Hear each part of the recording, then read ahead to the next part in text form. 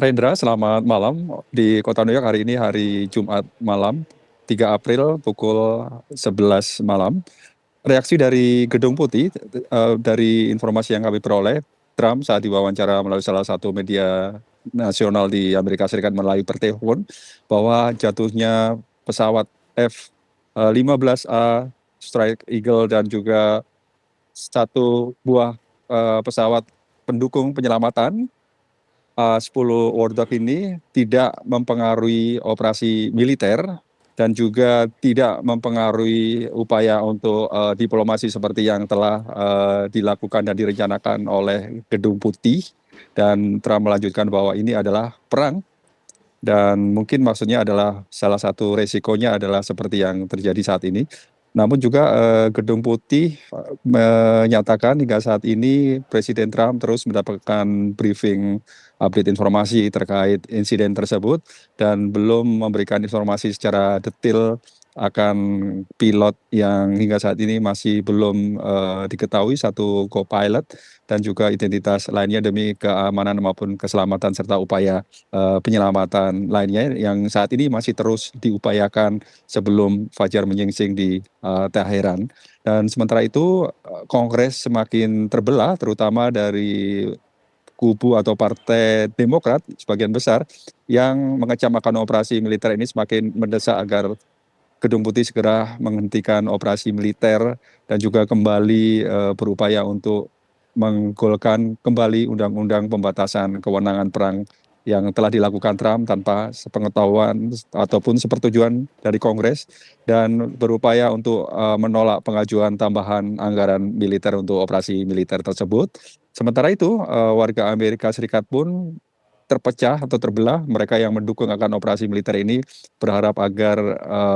Gedung Putih ataupun Trump berupaya lebih keras lagi menekan secara militer Iran. Dan bagi mereka yang menolak ataupun tidak setuju dengan apa yang dilakukan Trump, ini kembali menyoroti akan dampaknya seperti yang dikhawatirkan di mana jumlah korban semakin banyak dan juga fasilitas ataupun peralatan militer yang jatuh dan juga besarnya anggaran serta dampak yang diakibatkan yaitu harga BBM yang semakin melonjak dan hingga saat ini kabarnya sudah mencapai lebih dari 35% dalam sebulan naik. Demo-demo dari warga setempat untuk menolak maupun juga ataupun mendukung untuk dalam agresi yang dilakukan oleh Amerika Serikat di Iran saat ini. Memang dikhawatirkan akan terjadi gelombang aksi protes yang lebih marak lagi, lebih besar lagi. Namun belum ada informasi secara pasti akan adanya aksi gelombang protes sebesar hari Sabtu 28 Februari yang bertajuk No Kings ketiga tersebut. Namun diyakini dan dipastikan bahwa di kota New York terlebih dan sejumlah kota besar seperti Washington DC ataupun Los Angeles, ini aksi gelombang protes memang masih terjadi, terlebih